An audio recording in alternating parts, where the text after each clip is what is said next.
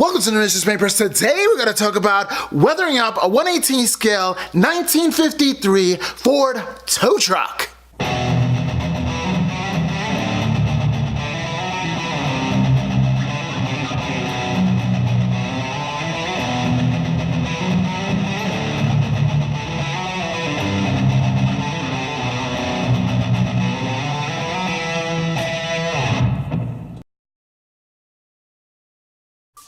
Alrighty, and welcome back, my car aficionados. Welcome back.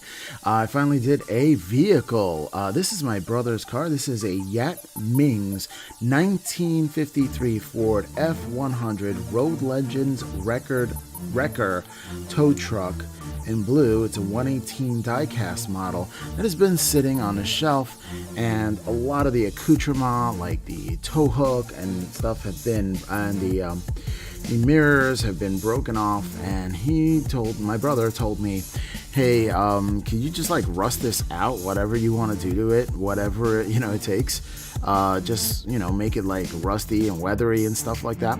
So I said, okay, I'm up for the challenge. Plus I wanted to learn a little bit more about creating an accurate rusting effect and playing around with that.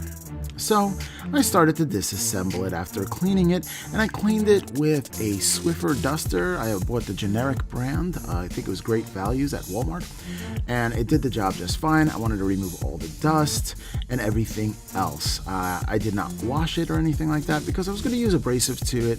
My intention was to use abrasive material in order to strip the paint, and that was the initial thought. So, hitting all the contact points in the bottom, I relieved the chassis from the vehicle itself. Those that watch my channel and watch me for wargaming and miniatures, yes, I'm a scale modeler too, and every now and again I actually do scale modeling, and I do enjoy it. It's the first love that I've ever had with miniatures or anything like that, or something smaller. So it's going back to my roots, definitely, since I was 11 years old, and my brother was helping me learn how to paint models and do it together, which was definitely family time. And while growing up, family time was, well, a high commodity, because you really didn't get to spend quality time that was not destructive with family when I was growing up, just to be honest. So this was one quality and fond remembrance. Now time to take out all the emblems. Now to do that, I'd use an X-Acto blade. You can use any sharp blade that you wish. I just like to use the X-Actos. And I slowly took out the back sides of all the accoutrement and stuff like that was on the vehicle itself, just by picking at it and creating like a smooth first surface on the side. I know that I could always go back with some super glue and glue the piece back in, but I didn't want to really dig too deep. So there you go. You kick out the glue from the back and the piece just pops right out. It's very, very simple. And now here I'm going in the back, same kind of process. So if you didn't see it accurately before, you can see it now. Just again, going through the back, you're going to want to use a sharp blade. It's when you have dull blades that you actually cut yourself, because you have to apply more pressure in order to achieve the same goal. And when you're applying more pressure, you're losing control of the actual blade, and you can get cut. Now time for some heavy duty Dremel blade. I tried to do the X-Acto knife for this, but it just wasn't cutting it. So heavy duty time. What I'm doing is using a scroller, I believe that is, and it's just a little ball at the end of that. I think I'm calling it wrong. If not, leave it in the comments below. Comment below. That's if you know exactly what that is. I think it's a polishing tool or something like that. I think I got a polishing kit from Dremel. What I'm trying to do is cut both sections across, just going straight through the glass, because it is one piece, and then the actual top light, the emergency light, is actually buried underneath. So they glued the emergency light, and then they glued the window to that. So I finally freed that and freed the emergency light, and it's time for some sanding. Now, I turned out this was not the best way to strip paint, FYI. So if you're doing this method, don't bother wasting time doing this method. But while I'm sanding away, and you can see that this method does work, and I'm using some Lowe's very abrasive grit. I believe that's 250. If not, it's 100. I don't know. It's pretty abrasive, causing some bite to the paint. So I do want to like kind of get it down to the bare metal. So I thought that this plan was going to be quite the plan. In other words, it was going to take me an excessively long time in order to sand that, but not that I'm not used to sanding things for a long time, I do have other videos where I do use, and you can check the playlist for my autos. It's the Let's Build series that I'm going to include this in as well. Although this is not technically a build, but it is because I took it apart and then I built it back up again. So, hey, maybe that is. It'll be in that section with all the vehicles and everything like that. So I do have a playlist with just vehicles, and if you're interested in just vehicles, you can always check out that playlist so you can check out all the vehicles that I have done. I do have a Corvette split window coupe. Actually, it's my most popular video on my entire channel, which I loved to do, and I actually did it as a speed build because I wanted something to cleanse my palette from doing so many miniatures. Now, I do love to build miniatures because it's so rewarding, and when building scale models, there are so many steps, and there are not as many steps with miniatures, although the quality of the detail is just 10 over 9,000. I'm sorry, that's a Dragon Ball Z reference for those older in the crowd. All right, anyway, I like to have fun on my channel. If you don't know, I'm a joker. That's just the way I am. Oh well, I enjoy life, and that's the way it is. And I figured you're going to be entertained by this, so there you go. Hopefully this is entertaining to you. So there I am sanding, and I finally said, you know what? I'm tired of this. I'm going to the club, and I am going to pick up a stripper. When I say club, I mean Sam's Club, and this is the stripper I'm talking about. Wow, wow. Anyway, there it is. And you can see that I'm using different types of gloves for this. That's right. I'm using some Playtex or some rubber gloves on this, something that the stripper won't get through, and definitely do not hang this on poles. This is the wrong kind for that. All right. Next, I want to protect the surface area in which I'm going to be working on right there, because this stuff is, I mean, hecka bad. And you can see how much sanding I've done. And then what I did is I took it outside and I sprayed the stripper on there, and I let it dry for 72 hours or so.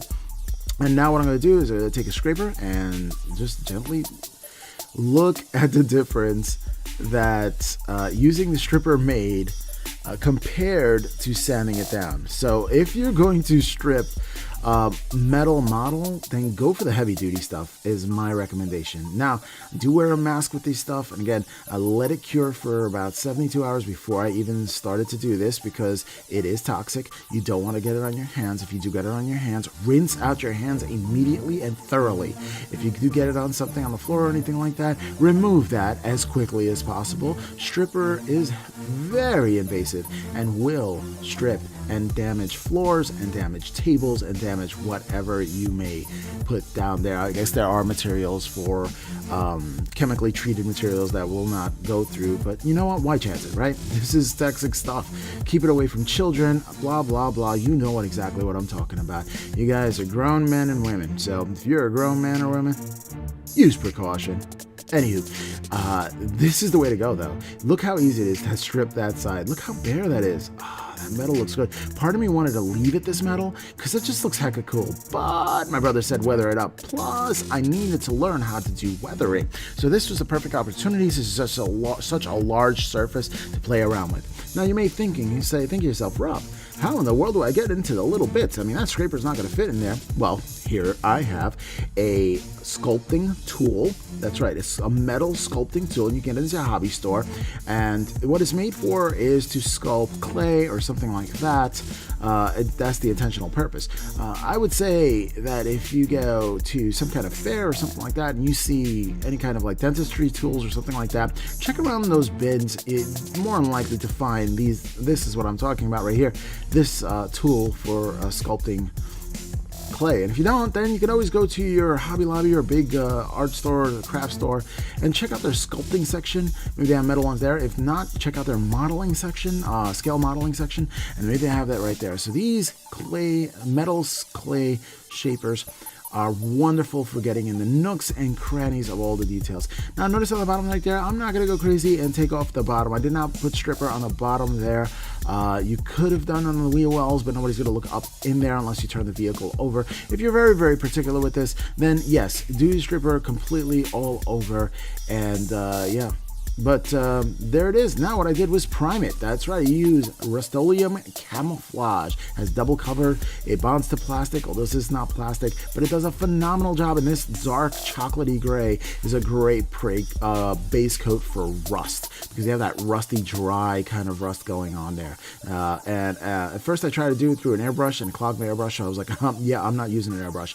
So everything else is going to be with a regular brush. That's right, brush on paint. And the reason why I'm doing like this is because I want to add a texture to it. Rust, if you see it in real life and touch it in real life, there's a little bit of a texture to it, and I want to emulate that by using a brush. That's why I'm willy-nilly putting this on. Willy-nilly. That's right. Willy-nilly putting this on, kind of just soaking everything into the color, getting a nice little base. And if I don't cover everything, that's okay, because I have that base coat of that chocolate brown, which is excellent. But I'm just trying to add some texture to it. Now I'm trying to use a brush in which I really don't care about, so it's a pretty big brush, and I'm going back and forth really quickly in order to add that texture to it. So if you're rusting up a model, stay your bald head out of the camera, and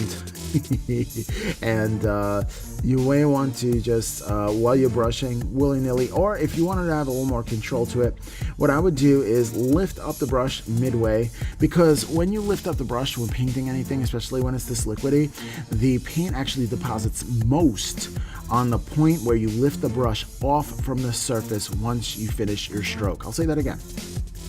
Paint gets deposited the most wherever you lift the brush off the surface that you are painting. It's just a physics thing. Not that I'm a physicist, but I know them. I have friends in high places, especially when, teaching in high school. Just go over to the physics department and say, hey, science department, let's talk about oxidation. Oh man, it's so cool. So what I'm going to do here is I'm using Vallejo rust color. After I did Vallejo dry rust, I'm doing Vallejo rust color. It's like a bright orange. I'm sort of just like mixing it in. And as an artist, it's sort of like on a canvas or something like that. Sometimes you play with paint. I mean, that's part of the fun. And since I didn't know what the heck I was doing, I was trying something new, I just kind of threw it on there, and it's all liquidy, and I kind of let it drip over the edge. Like I put an excess on it, I'm kind of let it drip over the edge, trying to simulate where water would drip and gather if it were raining for long periods of time. And when you do that drip kind of method, it naturally goes into the cracks and crevices in which it would naturally drip and actually flow down from the car into the recesses, and it'll start pooling naturally where the water would pool. So I'm just trying to think and emulate what would happen in real life. So if it was raining from the top, and always, it's a controlled environment because we're always looking at it raining from exactly on top, not that side rain or the other rain, all the other rains that the Gump of the Forest would say. It just rains sideways some days. No, we're talking about just naturally 12 o'clock from the zenith straight down to the car. And I know that's kind of not really realistic, but hey, you know what? It's realistic for me because all models that I do have a zenithal prime in as if the sun is coming from the top, because when you look at a model and they put a light on top of it, guess exactly that. They're going to put a light on top of it and you're going to see it come from the top. So why not emulate as if the light was coming from the top, so when they shine it on your model shines as brightly as it can, right? Okay, so now we're going to mix the two, some dry rust from Vallejo Game Effects, and some rust from Vallejo Game Effects as well. We're going to do the doors as well as the hood. And what we're going to do is going to put some purified water in the middle of this dry palette, having it 2 inch. You don't want it liquidy. Again, having it liquidy is really important because then you're just like dripping the paint on there and naturally letting it flow down as if it were oxidizing and as if it were just like flowing from the rain, constantly flowing on top of it, right? And trying to get that effect. And that's what I was going for here. And honestly, when I did this, I had no idea if it was going to work or not. So I just kind of threw it there. So the first thing you do is add that texture with the dry rust. Again, lifting your paintbrush, and slowly I'm lifting my paintbrush in the middle of these, adding some more water, lifting, slowly adding some texture to it, having some fun with that. painting both sides. Now here's important, paint the both sides of the windows, because when you're looking into the car, you kind of want to see it rusting on through. It'll ruin the effect if it wasn't and look kind of off to your eye. When something rusts, you kind of want it to rust completely or just flaking. Now we were going to do flaking, but I didn't go the route of flaking. I was going to do some salt weathering or something like that, but I didn't really want to do that with this car, because when I looked at it at first, I was going to do that, and then I was thinking, hey, I love that interior. I kind of want to change the color of it, want to make it look modern. So I was thinking more of a rat rod kind of thing, where everything, well, not essentially a rat rod, because rat rods usually everything is weathered out, including the interior. But I figured this is a person who really just wanted to have that rust look. And the narrative here, the story that I'm trying to tell you with this build, is that this person here didn't want to go for the paint job, wanted that rusted kind of look, so he had it painted that way, but he still wanted to ride in style and in comfort, so he kind of like had that modern interior to it. The only thing, looking back, is that I would have changed the steering wheel into a more modern steering wheel. Unfortunately, I didn't have any hooked up customized steering wheels for 118 cars. And honestly, I don't know where I would find that. I do have a Scale Model World. I guess I could have looked that up as well. Okay, so this is what you do, and this is how you play with it. If you're not happy with the overall baldness of, the overall, the orangey of it. If it's too orangey, then you can go back with the rust color and add some texture and dull it down with that. You can go back and forth with the paint. There are just all little happy little accidents, like my man Bob Ross, who is amazing, by the way. He's one of my heroes. It's one of the reasons I got into all the painting and everything else. He was an inspiration to me, and he's quite inspirational. Sort of like Mr. Rogers. Okay, but what about the plastic insert? There's nothing like looking into a wheel well and seeing it all faked out when everything looks tricked out, right? So here we're going to do is we're going to prime up this piece, and I'm brush priming the inside. Why? Because I don't care if there's lumps or not, although this primer is self-leveling, so it actually does a darn good job. But I don't care if there's lumps or anything like that into the paint and gets all chunky. You know why? Because it's the inside of the material. I'm adding texture with all those lumps. That's right, adding texture with all those lumps. Just by putting it on there, you're adding some kind of texture. And if you don't know what I'm talking about, if you ever run your fingers over something, it's smooth. That's great. But if you ever run over things that it feels like Braille, yeah, well, maybe it is Braille. You never know. But if it's not Braille, usually it's a texture or something like that. And rust has a texture, so we're trying to emulate that. So yeah, so why not? Okay, after brushing on some primer on there, you got to get the interior walls of the engine walls. And what you're going to do is you're going to do the same process there. We're going with the dry rust after the primer has actually dried. What we're going to do is going to go in with the Vallejo Game Effects dry rust. And there's a lot of different products you can use here. You can AK Interactive has amazing products for weathering and everything else like that. Tamiya has amazing powders, weathering powders, which I actually do have and I've never used so far, because I'm just playing around with the game effects right now. And when I start using the weathering things, I will use the weathering powders that I bought. And the reason why I even have them is because my local hobby shop, my scale model shop, rest in peace, actually closed, and they were having an 80% off deal. So I kind of just took everything I possibly could from the store, and one of the things that I picked up was a whole bunch of weathering powders, which I've never used before. Again, still haven't used them. I have to use them one day and put them on the channel and let you know how I feel about them and what I think they do. But at the moment, I do have some pastels in which I ground it down and I use as weathering powder. So until that's done. All right, time for the interior.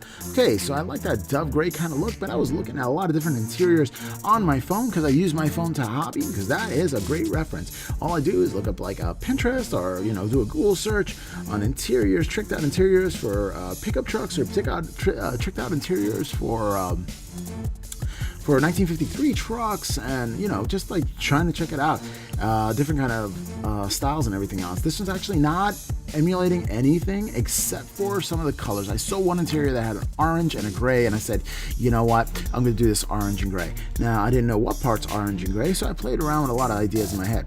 So when you want to do a two-tone color scheme, you're going to have to use some tape here. This is what I use here. I use a blue tape, and that is from Hawk. Is it? Eagle? Something like that. All right, you can use any frog tape. I have frog tape as well, and that's the green one. So it doesn't have to be blue or green. That's not the point. The point is that it is something that you can use in order to mask off the area, and it won't stick to the paint or rip any of that paint off. Really important that it doesn't rip that paint off. All right, here we go. We did one side. Now we're trying to do the bottom. I'm going to cover up that foam down there and just get that. I want to do that and that middle section there in that orange. Yes, I'm using pumpkin. I was going for that, so pumpkin and gray. That is what I'm going for, and I think it's coming out pretty excellent. Again, using the back side of your X-Acto blade in order to get into the cracks and crevices, because you don't want any of that stuff lifting up. The second you have something lifting up, well, then paint seeps through, and if the paint seeps through, then you're in trouble, because you got to ruin your perfect line paint job that you want to separate the two sides. So there you go. You're going to want to just push that in. And there it is. Okay, time to do the doors. Let me show you exactly how I did the doors as well. Okay, again, with the blue tape, what I'm going to do here is section off the bottom of the door to the side of the door where I want it to be that orange color. Slowly, since you have a factory edge on this tape, you can do a straight line with it pretty easily. Although this tape doesn't stick very well, which is good and tough to work with at the same time. It's good because it doesn't pull up any of your previous paint for the Dove, if you want it that way, and bad because it's kind of tricky to work with because it wants to lift off on you. And again, you got to make sure that the edges are, patted down so none of the paint kind of leaks through. So it's not really difficult to do that kind of pattern on this one. If you want to paint in any other two colors, that's fine. Just base coat it in one color. And then do the same kind of masking techniques if this is the kind of color scheme you want to go for, or this is the kind of scheme you want to go for the interior, because you could always do it at two tones, any different variations. And there's a lot of freedom here when it comes to actually customizing your vehicle. This way, if you want to do it this way, just make sure that you have the tape down the way it's supposed to be, lined up, and then take your X-Acto blade and kind of cut out where you need to cut out and lift it up slowly to get rid of that piece so you can have that. You also kind of want it to wrap around as well, so be concerned with the edges, because the edges are going to show through when you open up the door, because these doors open on this truck. Now time to hit it with pumpkin, and the pumpkin color is actually from Badger Minotaur paint. These are the airbrush paint as well. You can use pumpkin, you can use warning yellow. There's a lot of different oranges you can use. I picked pumpkin because I thought it was a fun name, and because I think it's a heck of a cool contrast with all that gray, having a bright color with that gray. I could have gone red, but that's exactly the way it was before I painted it, so I didn't want to do that. Now, notice I did the masking of the seats, and the masking of the seats went exactly the same as the masking of all the other interior, where I pushed it down with my X-Acto blade on the opposite end and made sure I got the lines, and I went all the way down through it, this using several pieces of tape on this one, and going all the way around through it, and actually just, painting it when I'm done. Now, if you don't want the floorboards orange, which I eventually go and do anyway, then I would actually tape up the floorboards as well. See, I didn't do that, so I just went with orange floorboards when I was done with it. Now, you're going to want to put these on thinly, and when I say thinly, I mean do thin coats and build them up. And the reason why you're doing thin coats is because you don't want texture of this paint. You want it to look like crisp, clean, brand new leather, like if it was tricked out and all the pieces are brand new. So, in order to do that and not add texture, well, you have to do it in layers. That means to paint something up, walk away, or maybe sit away, or do some other project, wait for it to dry and cure before you go on to the next one. How long should you wait for it to dry? Depending on the dryness or wetness, humidity in your basement or wherever it is that your hobby area is. So I can't really tell you, but as a hard and fast rule, what I do is wait 15 minutes between that. Then waiting 15 minutes more, I take off the paint, and this is crucial to take off the paint before it completely dries. For some reason, when you leave that on, the tape on for too long before it after it completely dries, and I'm talking 24 hours, 48 hours, if you leave it like that, then the paint seems to just seep into the tape and then drag the paint where you don't want it, and then defeats the purpose of having all those crisp lines for the interior. So make sure after 15 minutes from painting it, you rip that sucker off like the Band-Aid that it is. And you get that nice little two-tone right there. Now, after you pull the paint, after you put this off, it's crucial that you do not, I repeat, you do not touch any of the paint. Allow this thing to dry. And I'm not talking about 15 minutes. I'm talking about several hours.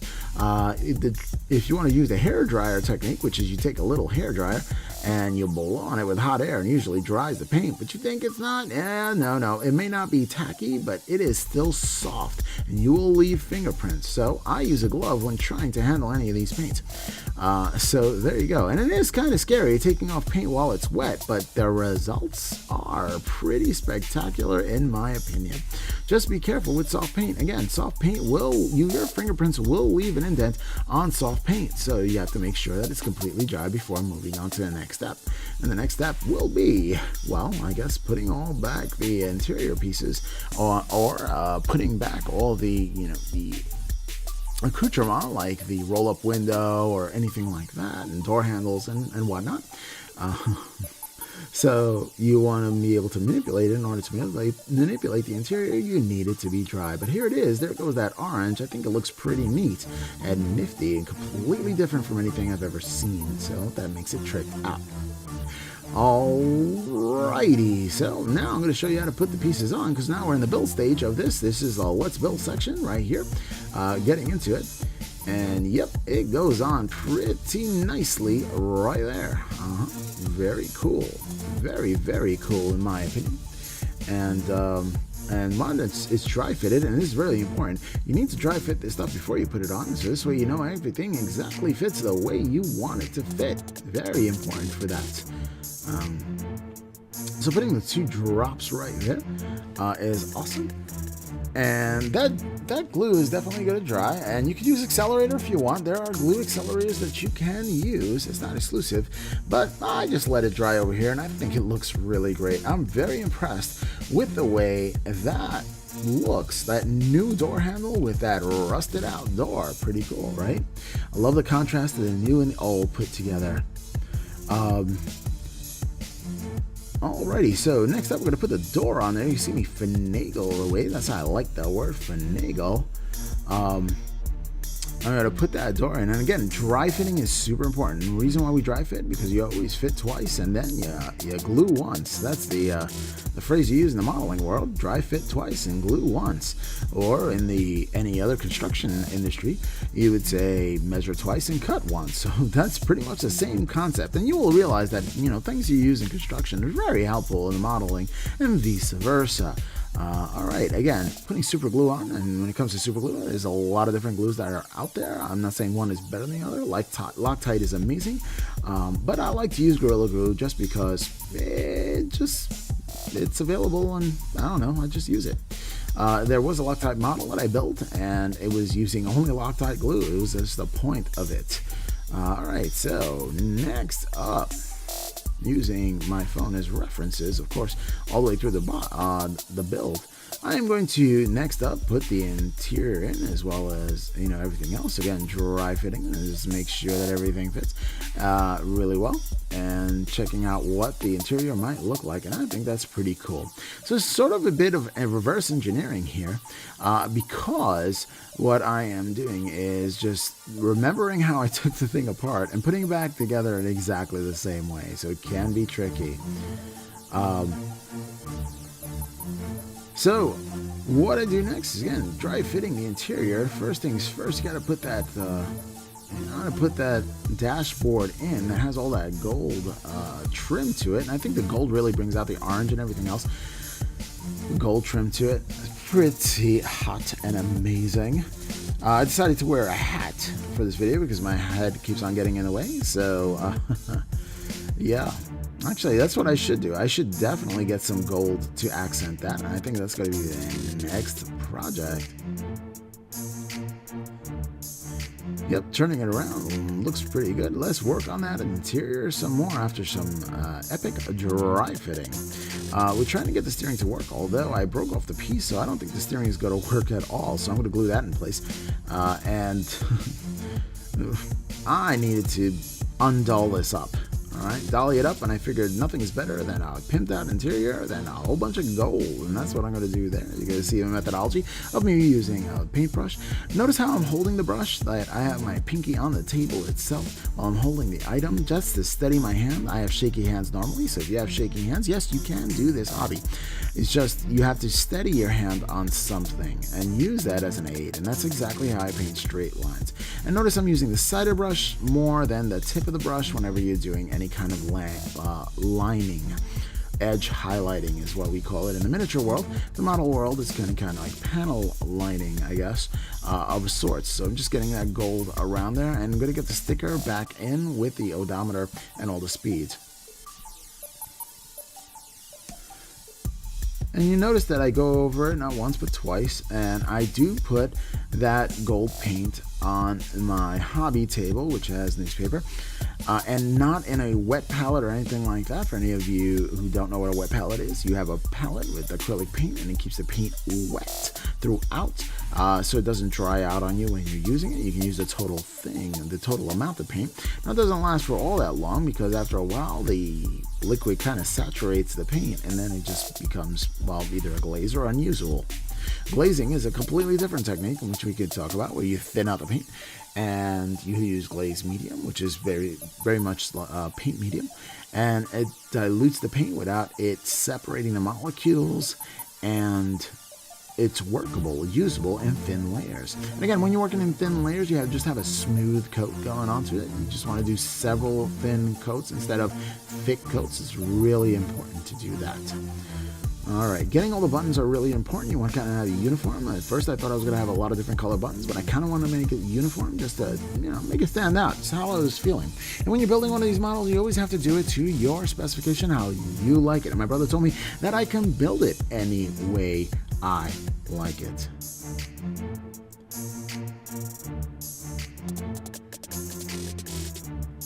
And there's a telephone there. I paint the telephone black as well. That's right, there's a telephone inside a 1953 car. It's pretty cool. I don't know how it works, but I didn't see a cord or anything like that. I was toying around the idea of getting like cords or bungee, stuff like that, do that. I was thinking about using the inside of a pen as a cord and flipping over, but it became a hot mess, so I decided not to do it.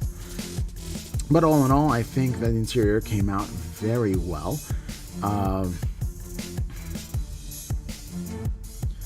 All right, next up, we're going to put the actual stick shift into the computer, into the center console right there.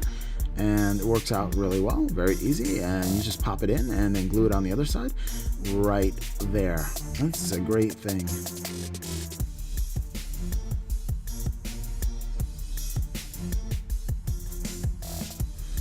Alrighty, so there it is, using the glue right there. And it just stays on. It just does. I love that. I love using that glue. Again, we have orange step boards. That's interesting and different. All right, time to get the grill going. I'm using Nun Oil from Citadel right there. And what I'm going to do is I'm going to dab the grill. I'm just going to put some paint or some shade into the grill, kind of dulling it out. And I'm not going to put it all over. No. I want the chrome to stand out.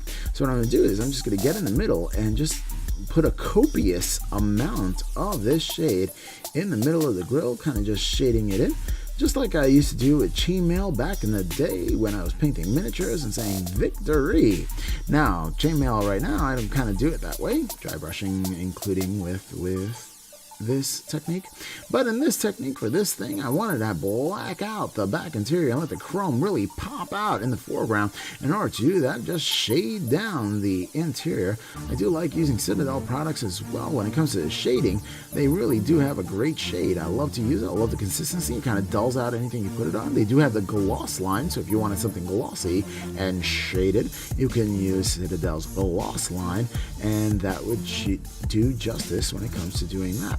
Really like using these products, really work well for me. So if you're doing a grill, then I'd say, go for it and to try out this product. Give it a try and tell me what you think. If you do try out this product for your grills, for your builds, then, ooh, I like the way that sounds, your grills for your builds, then leave a comment down below and let me know how the product worked out for you.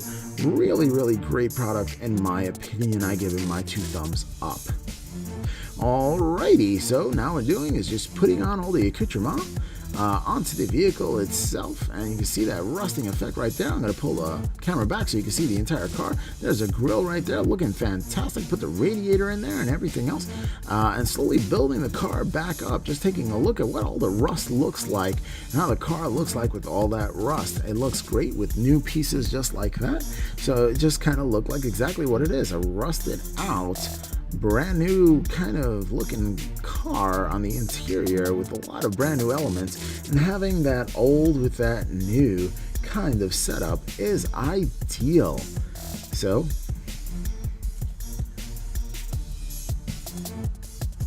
there it is. Now what I'm going to do is I'm going to glue back, that's right, glue back the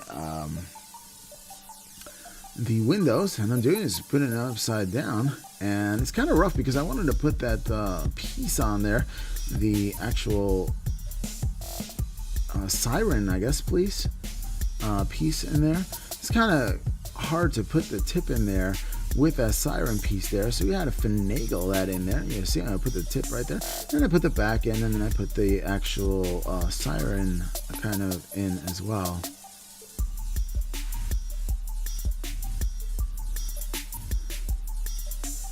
So there it is.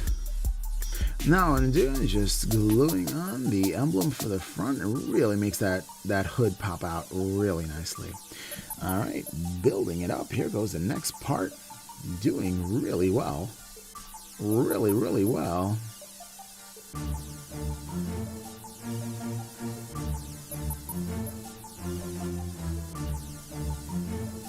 Yep, there it is. Alrighty, so just putting on the pieces, and you notice that when in doubt, use some tweezers just to help you put the pieces in place, and use your finger in order to just pop that into place right there.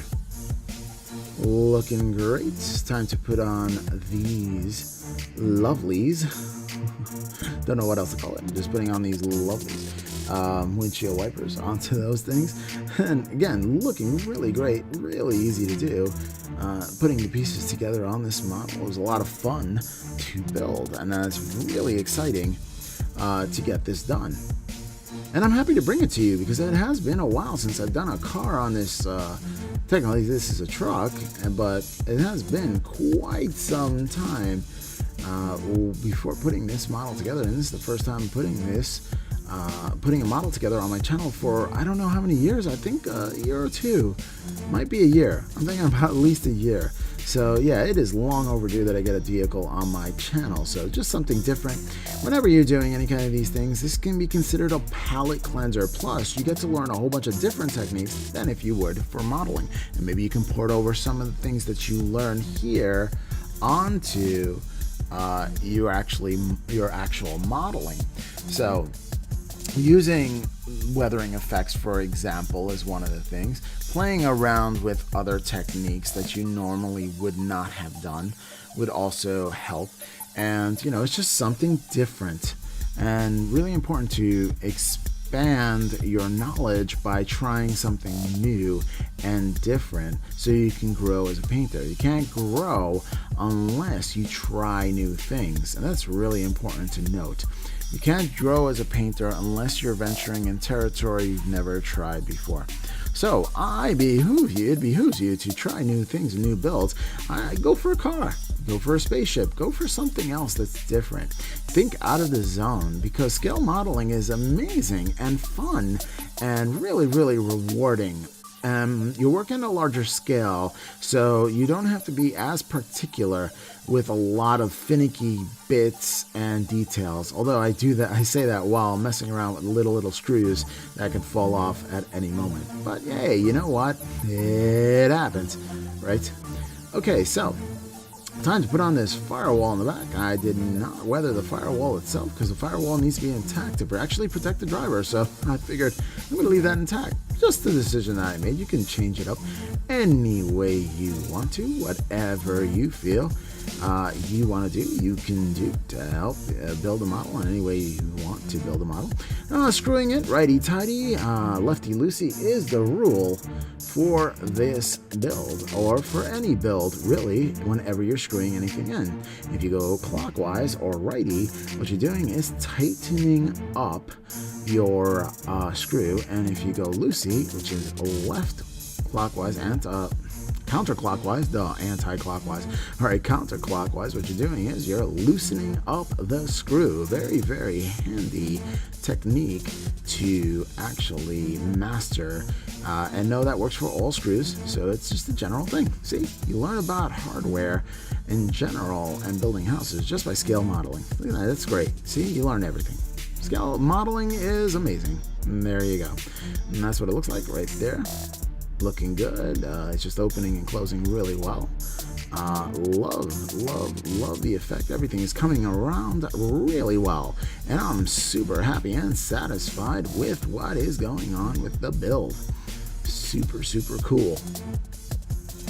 So next up, we're going to do the interior over here. I'm trying to get the finagle this steering wheel where it's supposed to be, and I got to make sure that it's straight, so I'm just really making sure that it's straight before I get it in there and finalize what I believe is going to be the last bit of that interior before I cap it off.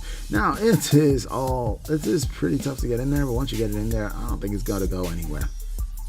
Alrighty, so next up, what we're gonna do here is we are going to get these doors on, and there it is. That's the interior that I'm looking for right there. Pretty cool, in my opinion, of course. Wow, that's amazing. So there it is, just fitting it in, and making sure that it goes in all the way and settles in. Again, dry fitting is essential. Whenever building large models or any models at all, dry fitting stage is not to be underestimated. You just don't want to go in there and start gluing things all willy-nilly. You can paint willy-nilly when you're painting rust, but you can't glue things willy-nilly because glue is a lot different than paint. Yes, I make these absolutely profound epiphanies. Glue is different than paint is one of these amazing epiphanies that you can only get here on iKid. You cannot only just get that here on the channel. It's quite obvious to be accurate. Yeah, so these things, righty-tighty, lefty-loosey, right, these things are working out really well. As far as the build, it's going really smoothly. So smoothly, in fact, that it has a really good fit and finish. Now, this is really important, considering fit and finished. I built so many models where I had to finagle and bend plastic, and it's just a one heartache after another. When I build a model, I want it to be engineered well. I want it to fit the way I want it to fit. And in order to do that, you have to have very professional staff that really think about the build quality, or the user end, the people that are actually building these models. How the experience is going to be for them? Is it going to be frustrating? Do they have to worry about gaps or anything like that? Or just pieces not fitting right and being frustrated instead of just enjoying the hobby? Now, for some people, having ill-fitting things are part of the hobby. But not for me. I like things to fit well. I like things that are well engineered. I like to, and I don't mind paying for quality, so that's just really important for me personally. Alright, so there's going to be a lot of little screws if you're ever trying to build this or actually doing this truck yourself. It's a ton of tiny little pieces that you have to really get in. Now, the end result, I think, looks a lot better than the original result, which looks fake and plastic. Of course, you could have gone to a different level with this build, but I didn't really want to go all to a different level with this build. I mean, I could have spent a year or 3 trying to perfect every little inch, every little bolt, but I didn't want to do every little inch, every little bolt, especially because you have screws in them and it does not look realistic, right? I guess I could have covered that with some green stuff and really went to town. But have you seen my backlog lately? If you look behind me in the intro and the outro screen, you can see that there's a lot of stuff. Or if you ever seen any of my live show, you can see it clearly. There's a lot of stuff back there. And, I have deadlines for stuff. I don't want to run out of life before I run out of models. So that's just it. So this was an exercise to learn how to use rust and how to really make it look realistic and have it drip, and learning how fun it would be to work with rust. And really it was a blast to work on this car, and I got really super great effects with not that much effort. In other words, it didn't take months and months and months of time. It took like a week or two just to get the right textures, to get it flowing right, to get the right oranges and rusty kind of browns in there to really make it really stand out and look quite special. And that's exactly what I wanted to do. I wanted it to look special. I wanted it to look special not from underneath, but on top, because I doubt anybody would want to really touch or pick up this really, really heavy model. This is the model that I actually brought over to the Nova Open and brought to Vince Venturola's class, which is a teacher in there. If you don't know his channel, he's an amazing artist. Check him out by name, Vince Venturola. And I took that in there because he wanted to do a weathering class. And he was like, whoop, that's not the weathering we were talking about. We were talking about weathering for little Space Marines and not for a big old car. But I was like, hey, you know what? I would bring in something to see if it will work, right? Better safe than sorry. Well, I lugged it around the convention, and then I, put it in the car, and that's about it. So, it kind of all just worked out. Because it was a lot of fun to be able to put this model together and enjoy this model, and really looking at all the things, looking at all the journey of this model, and it made, and again, went all the way to Virginia and the DC area and back again, and having it with my brother. Actually, this model has been in my collection undone for over a year, because I don't know, it takes me a long time to motivate myself to be able to do it. But once I'm motivated, man, my motor's running and I just attack this thing, right? I really do just attack this thing, and it came out really well, in my opinion. Always be careful with those extra screws, because you never know. You never know. Hey, if you're a builder and you have extra screws left over, and those are leftover screws, hey, yeah, you done messed up, kid. You done messed up, kid. You done messed up. So just admit it to yourself if you're ever building any kind of project and there's extra screws and bits. Those are the extra ones, in case you... No, they're not. No, they're not. Who are you kidding? It's like, having signal light fluid or something like that, It just doesn't exist. It doesn't exist, right?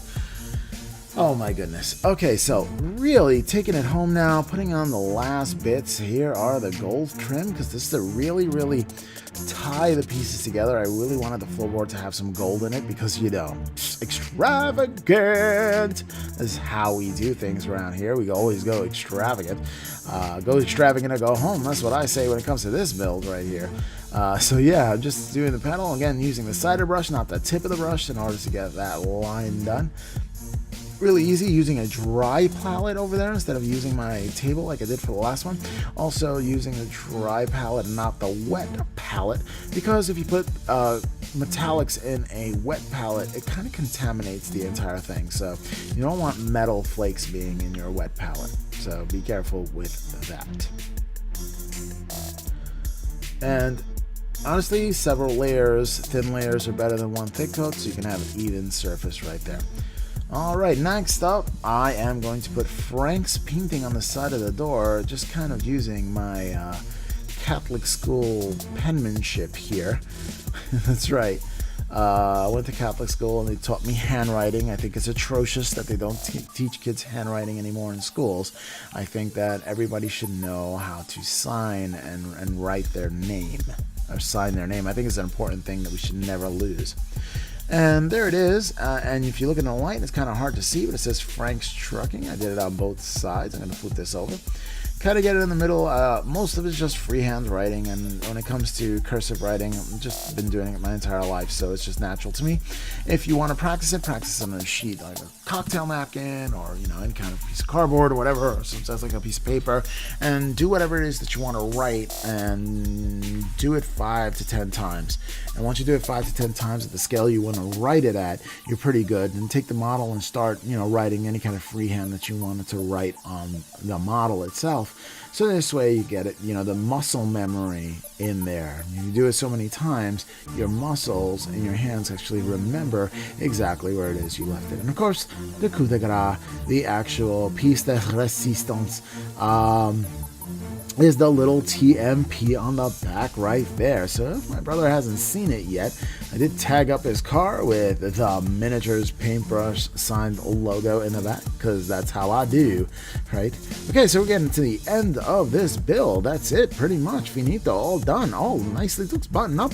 We're gonna take it on to the pictures, and you can appreciate all the car and its glory and my adventure in weathering and rusting. See you on the outro.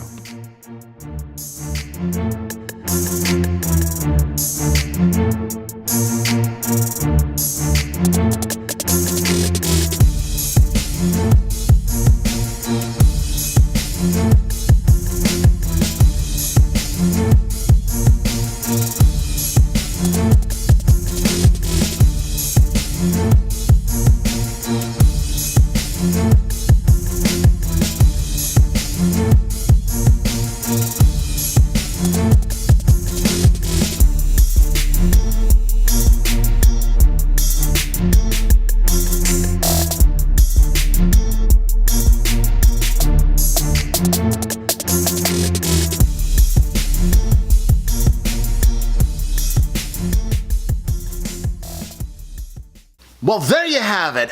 A 1953 1/18 scale Ford tow truck that actually was metal, and I did for my brother, and well, I think it came out pretty decent. Well, if you liked this video and you found it helpful, like, share, comment, and subscribe, and we'll catch you next time on the Miniatures Paintbrush.